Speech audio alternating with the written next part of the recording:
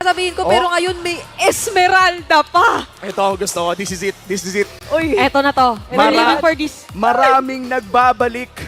Tila season 8 ng MPL ang aking pinapanood ngayon. May Oh Esmeralda, my may Crack, may Ling. Pakikurot nga ako kung totoo to. Huwag mong gawin talaga. Oh, kukurutin na tayo. Salamat sa sagot. Na Pero mga chaotic. papasok na muli tayo sa Land of Dawn naman. Oo. Nandyan na ang pinakaunang pagong ng larong ito at mukhang si JP ang puntirya ni Kyle Ay, Casey. ay, ay, ay. Sexy na Ling, men. Hindi tinamaan ng tore. Oo, hindi na makakatakas pa. First blood para kay Kyle TC. Niya si Matilde. Tapos, alam mo naman, Ay, ay, Alam mo Ay! naman, dahil nagamit na rin yung Tempest of Blades, syempre, babawi din dito ang naunang TC na si Carl. lumikir pa si Sanji. Pero dahil dyan, AP Brent, sila pa rin naman magsisimula ng pinakaunang. Pero merong pokes para dito kay Sanford. So, kukuha muna nga ng buff dito si Kyle TC at mukhang may laban dun sa may bandang iba. Kanina pa natin nakikita yung mga laban na yun ng mga gold laners natin habang lalaban naman dito sa ating turtle objective. Aabot ba? Hindi na! Dahil Kyle TC makakuha niyan. Tempest of Blades para lumayo. At ganun lang ay tumakas na ang AP Brent. Pero turtle secured para sa Echo. At hindi na sila hahanap pa ng kills maliban na lamang kung may makalabit si Carl TC. Sige, kalabit si Sanford, nangangalabit din doon sa top. Pero dito natin makikita siguro yung hindi pa masyadong early to mid-game spike ng AP Brent. Pero inilalaban pa rin talaga kahit papaano nila Kyle TZ. Nagpaparamdam.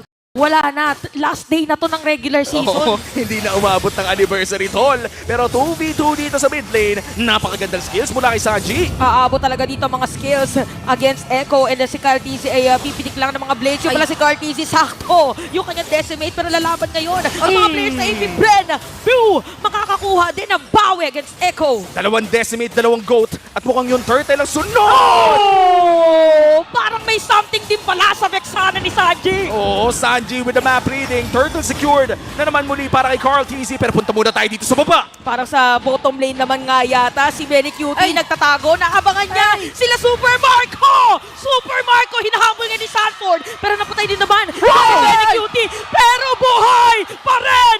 Double kill, Kyle TC! At parang matador at bull na nagalit ay nabait niya yung pagdash doon ni Sanford. Napaka-well.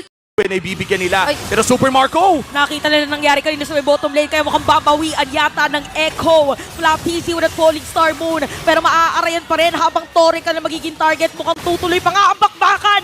Nakasalubong si Few pero makakapag-dash away. Ay, TC. Sanford! Kamunti ka na ulit!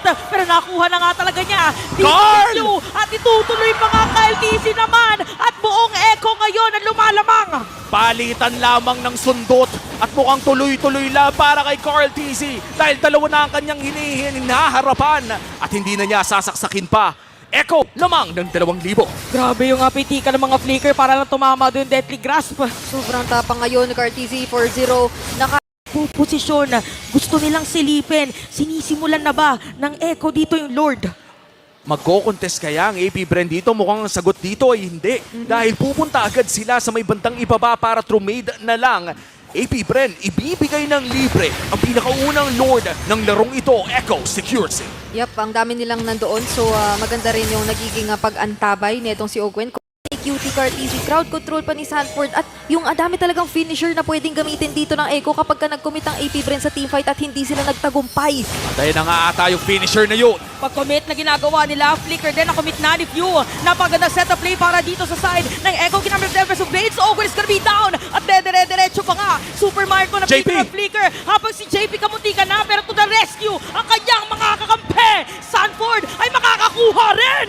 2 men down para sa AP Bren. 1v1 with the Great One, make that 3. Dalawa na lamang ang dead depensa para sa AP Bren and a 7k gold lead for Echo. Itutuloy na ata nila sa mid lane ng push. At naririnig na natin yung sigaw na Echo ngayon dahil meron din silang minion wave dito sa may gitna. Top lane meron din pero papasok dito para sa depensa si Flop TC pero makukuha pa rin ni Carl TC at sa mga panaysta.